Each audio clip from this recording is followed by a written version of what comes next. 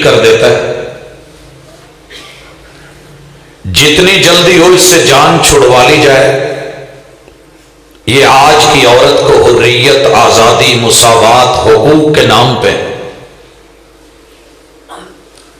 liberal लोगों ने जो नारा उठाया है,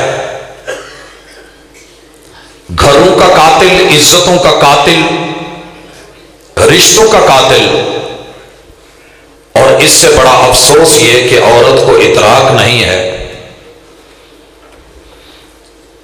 अगर इंसान को अपने ही पिंडली की हड्डी से नफरत हो जाए,